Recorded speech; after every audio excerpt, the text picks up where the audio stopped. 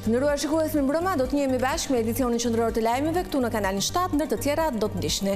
Opozita zhvilloi protestën e tretë kombëtare përpara kryeministrisë. Berisha akuzoi Ramën se tentoi të bënte grusht shteti për të mbrojtur Belinda Ballukun. Shqipëria poston rënje në indeksin global që mat korrupsionin. Transparency International në vizon përqendrimin e pushtetit dhe ndikimin në gjyqësor. Prokuroria e posaçme mbyll hetimet dhe dërgon për gjykim Elvis Roshin, ish kryetari i Bashkisë së Kavajës, akuzohet për shpërdorim të detyrës.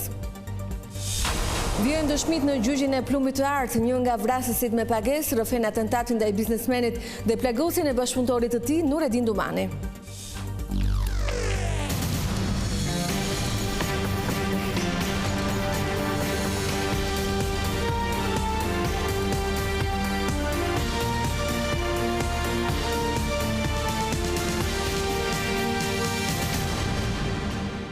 Vjojmë gjërësisht. Opozita mbajti këtë të martë dhe protestën e tretë kombëtare përpara kryeministrisë. Udhëheqësi demokrat Berisha akuzoi kryeministrin Rama se tentoi të bënte grusht shteti për të mbrojtur Belinda Ballukun.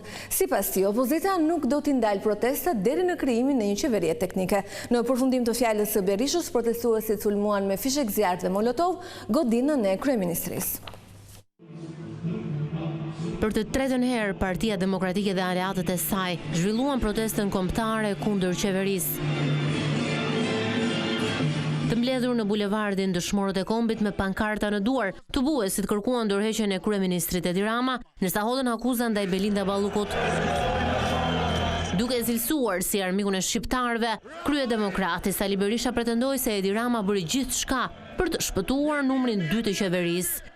Përdori gjithë pushtetin e ekzekutivit për bllokimin e prokurorisë dhe presionet të gjitha llojeve ndaj gjykatës kushtetuese për të mbrojtur bashkhajdutën e 50 milionë eurove në tunelin e Llogaras. Madje Berisha u shpreh se Rama tentoi dhe grusht shteti.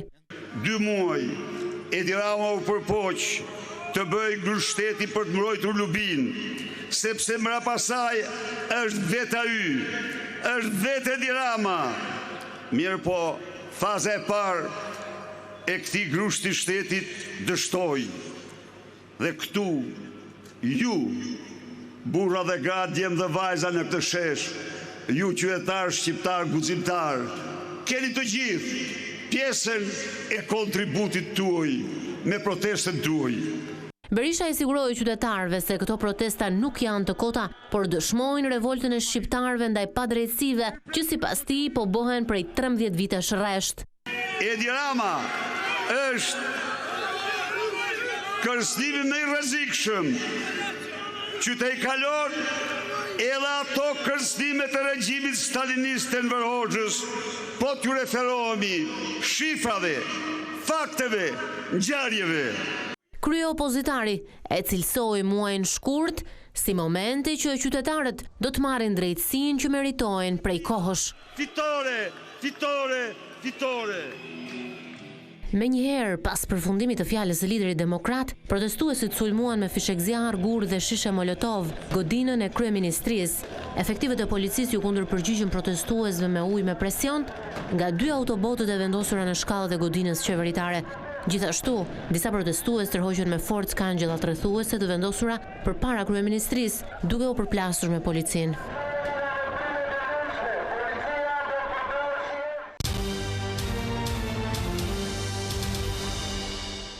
Transparency International konstaton se Shqipëria ka apusuar rënje në luftën ndaj korrupsionit. Në raportin e organizatës veçohen si problematika përqendrimi i pushtetit, ndikimi në gjyqësor si dhe presioni mbi shoqërinë civile.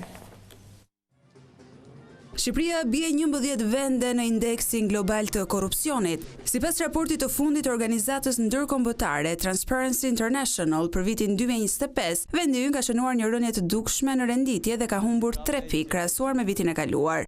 Nga 42 pikë, Shqipëria ka rënë në 39 pikë. Në raportin e vitit të kaluar, Tirana zyrtare renditej e 80 mes 180 vendeve, ndërsa sot vendi renditej ti 91. Përqendrimi i pushtetit, ndikimi i tepruar në gjyqësor dhe presioni mbi shoqërinë civile nxisin prapambetjen demokratike duke dobësuar kontrollet dhe balancat dhe duke zvogëluar mbikëqyrjen publike. Në të gjithë Ballkanin Perëndimor, transparenca e vendimeve për projektet e investimeve me vlerë të lartë është një dobësi e zakonshme. Rregullat e pezulluara të transparencës dhe kompetencat diskrecionare të pakontrolluara po i vënë fondet publike në rrezik korrupsioni ndërsa gërryejnë besimin publik. Në raport është përmendur edhe ishulli i Sazanit. Mungesa e procedurave konkurruese ka çuar në shfrytëzim të pakontrolluar të burimeve natyrore në Bosnjë dhe Hercegovinë, rrezik të degradimit mjedisor në rastin e ishullit të Sazanit në Shqipëri dhe i ka lejuar qeverisë së Serbisë të nënshkruajë marrëveshje sekrete me një investitor të huaj dhe të anulojë në mënyrë të paligjshme mbrojtjen e monumenteve kulturore për ta zëvendësuar atë me një hotel luksoz. Kosova, sipas të njëjtit raport, është vlerësuar me 43 pikë për vitin 2025, duke u renditur në vendin e 76. Mali i Zi është vlerësuar më mirë në Ballkanin Perëndimor sa i përket luftës kundër korrupsionit. Maqedonia e Veriut me 40 pikë, ndërkohë Serbia ka marrë numrin më të vogël të pikëve. Ashpërcimi i luftës ndaj pastrimit të parave është një nga kriteret e Bashkimit Evropian. Kryetari i Komisionit për Nismat Qytetare Fatmir Xhafaj apeloi që institucionet përgjegjëse të bëjnë më shumë për të goditur fenomenin. Teksa Shqipëria po raporton në procesin e integrimit, një ndër fushat në të cilat ajo raporton vazhdimisht është edhe puna e bërë sa i përket parandalimit të pastrimit të parave. Në Komisionin për Nismat Qytetare ishte Agjencia e Inteligjencës Financiare, që bëri me dije se vendi ka përparuar, por drejtori i institucionit u tregua hermetik në dhënien e detajeve. Një nga këto procese është vlerësimi nga Komiteti Manival i Këshillit të Evropës për parandalimin e pastrimit të parave, financimit të terrorizmit dhe financimit të përhapjes së armëve të dëmtimit në masë, i cili përbën një proces kompleks dhe gjithëpërfshirës me përfshirjen e institucioneve dhe agjencive qeveritare, institucioneve të pavarura si dhe sektorit privat. Procesi i vlerësimit të Shqipërisë nga Manival, mekanizmi i Këshillit të Evropës për vlerësimin e masave kundër pastrimit të parave dhe financimit të terrorizmit përbën një element të rëndësishëm për integritetin e sistemit financiar, besueshmërinë ndërkombëtare. Kryetari i Komisionit Fatmir Xhafaj theksoi se kuvendi ka për detyrë të përmbushë standardet që kërkon Unioni. Në të gjitha aspektet dhe përgjegjësitë që kanë kuvendi vet, AIF-ja që është aktori kryesor në këtë fushë, si dhe të gjitha institucionet e tjera ekzekutive dhe institucionet e pavarura, dhe në përfundim do të dalim me raportin apo rekomandimet e nevojshme. Për shkak se raporti për vendin ton ende nuk është publikuar, mbledhja vijoi të jetë me dyert të mbyllura. Gjykata kushtetuese ka shqyrtuar kërkesën e Partisë Demokratike për të shfuqizuar ndryshimet në rregulloren e kuvendit që u miratuan nga mazhoranca në fillim të muajit shtator. Ndryshimet që opozita ka goditur në gjykatën kushtetuese lidhen me shtimin e komisioneve të parlamentit nga 8 në 11 komisione të përhershme. PD pretendon se procedura e ndjekur për miratimin e komisioneve është e parregullt. Rregullorja e kuvendit u ndryshua në 2 mbledhje të parlamentit, të cilat u zhvilluan brenda të njëjtës ditë. Sipas PD, miratimi brenda një kohe kaq të shkurtër i ndryshimeve të rregullores cënon të drejtën e deputetëve të opozitës për të njohur me ndryshimet si dhe për të propozuar amendamente.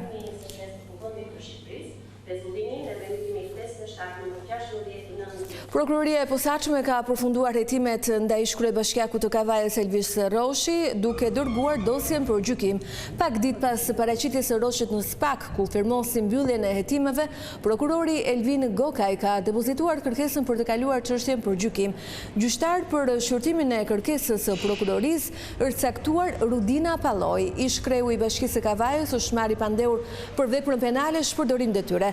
Hetimet ndaj Roshit nisën pas një kallëzimi të kontrollit të lartë të shtetit, i cili konstatoi parregullsi në tendera gjatë periudhës kur ai drejtonte Bashkinë e Kavajës.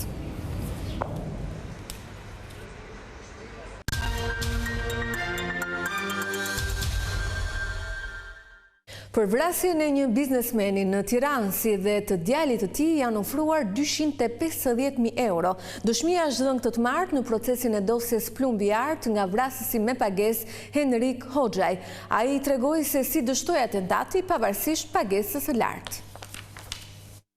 Në seancën e kësaj të martën në gjykatën e posaçme, i pandehuri Henrik Hoxha në dosjen Plumbi Art rrefeu të tjera detaje në lidhje me atentatet mafioze. Hoxha i deklaroi se Nureddin Dumani i kishte ofruar 100.000 euro për vrasjen e Lulzim Mashës dhe 150.000 euro për vrasjen e të birit. Porosia ishte për të ekzekutuar djalin, por atë nuk e gjetën, ndërkohë atentatin ndaj biznesmenit Masha dështoi. Për Lulzim Mashën, porosin për këtë rast Nureddini ma ka dhënë në Kosovë. Porosia fillimisht ishte për djalin e Lulzim Mashës, por nuk e gjetëm. Nuk po gjenim të birin dhe menduam të godisnim të atin që të vinte ky nga jashtë. Kështu i bënim ne këto punë. Kur bëm ngjarjen ndaj Lulzim Mashës, unë dëgjoja çdo gjë në radio, se kisha radio policie. Skeldi doli huq dhe i ngeci arma. Në radio jepeshin përshkrimet e tij. Ndër të tjera, Hoxha i tregoi dhe atentatin ndaj Nureddin Dumanit ku mbeti plagosur rënd. Hoxha u shpreh se ishte ai që i shpëtoi jetën. Sipas tij, Dumani kishte thënë se shofer në atentat ka qenë Talo Çela. Pastaj më shkrua Nureddini, më thot: "O kusho, hajde se më vran." Shkova atje, marr Nureddinin, mora dhe 2 armët. Më tha më çon në Durrës. Nuk e çoja dot dhe e mora në Fier. E çova te shtëpia ku rrinte ai. Mora në telefon një të njohurin tim, Bledin. I thash më duhen 2 doktor. I tregova armën dhe i thash se do vini se s'bën te shtëpia. E pash Nureddinin dhe i ishte nxirr buza. Më than do t'i ketë vajtur plumbi në stomak. Në sallë nuk e fusim dot dhe i detyrova ta zgjidhnin aty dhe ta shpëtonin atë palaçon. Pastaj erdhi policia aty, nuk e di se si. Unë Nureddinin e kam mbajtur edhe në mes të Tiranës. Pastaj Nureddini na shiti të gjithëve. Ne kemi vrarë 100 si puna e Nureddinit. Kur e pyeta Nureddinin për ngjarjen, më tha mua ishin 4 veta, 3 me maska, shoferi pa maskë ishte Talo Çela. Unë nuk e besova, por kështu më tha. Në dëshminë e javës kaluar, Henrik Hoxha i rrefeu për mënyrën se si arritën që vrisnin Dorian Shkoza në Durrës, duke treguar prishjet mes grupeve kriminale dhe pazaret e drogës. Në një konferencë për mediat, Ministri i Mjedisit bëri të ditur se bizneset e fushës duhet të përgatiten për të përshtatur me kriteret që zbatohen në Bashkimin Evropian. Ai foli edhe për tonelatat me mbetje të rrezikshme në Durrës, duke garantuar një proces transparent për asgjësimin e tyre. Mjedisi është një nga kapituj që do t'i kushtoj më shumë Shqipërisë në procesin e negociatave me Bashkimin Evropian, si në kohë ashtu edhe në para. Doja të siguroja biznesin në këtë rast që nga Ministria e Mjedisit si lider i këtij kapitulli, por edhe nga unë si negociator i këtij kapitulli, janë marrë të gjitha masat për të kërkuar periudha të mjaftueshme për shtatje, në mënyrë që bizneset të kenë kohën e mjaftueshme që të ndryshojnë tipologjin e infrastrukturës apo elementet e prodhimit në mënyrë që të mos penalizohen për të qenë pjesë e tregut të përbashkët në momentin që Shqipëria do të aderojë. Ka një vlerë të përcaktuar nga ekspertët që shkon rreth 9.8 miliard euro.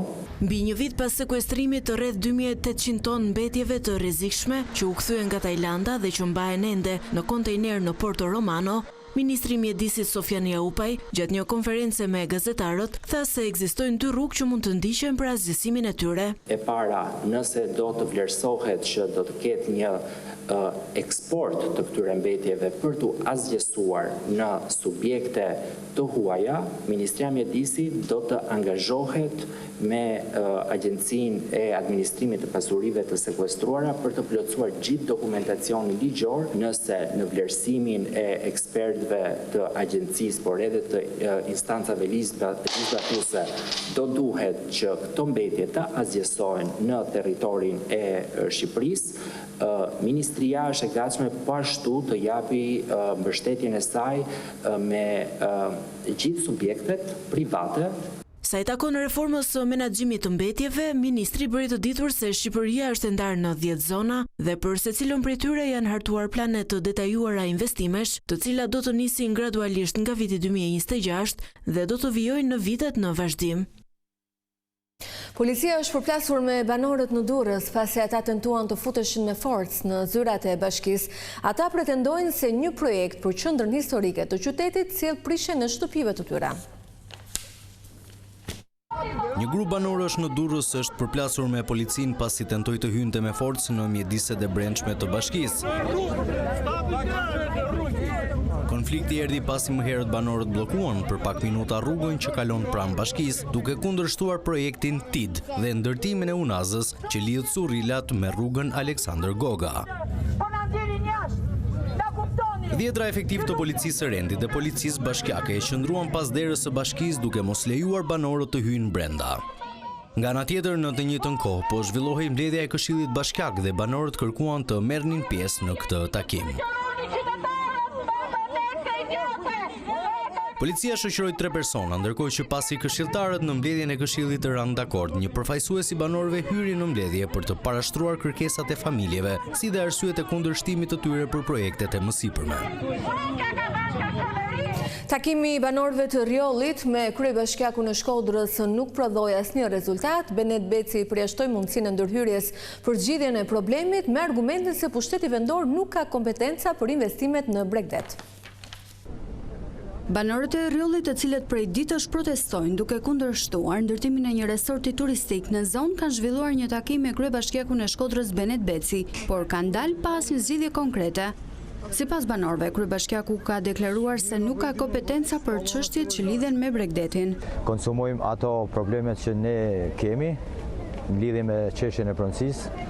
Ai nuk kishte asnjë lloj kompetencet dhe unë tha e kam zero kompetencë për këtë territorin timin. Është tha e padrejt, e kuptohet që është e padrejt, por ligji është bërë i tillë që unë mi kanë heqë gjithë kompetencat, jo vetëm mua si kryetar bashkie i rrethit Shkodër, por ja kanë heqë gjithë territorit bregdetar që nga Saranda deri në Shkodër.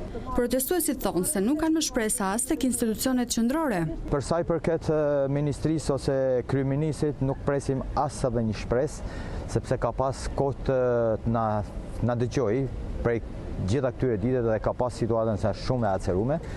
Ne do të shkojmë deri para ambasadave të Bashkimit Evropian dhe asaj kryesore që është kryesuar të Shtetet e Bashkuara të Amerikës, ku atje do t'i dorëzohna Shtetet e Bashkuara të Amerikës o të na merrni me vete këtu gjithë fshatarëve dhe na hupni na çoni në Palestinë, ose na lini të jetojmë në tokat tona.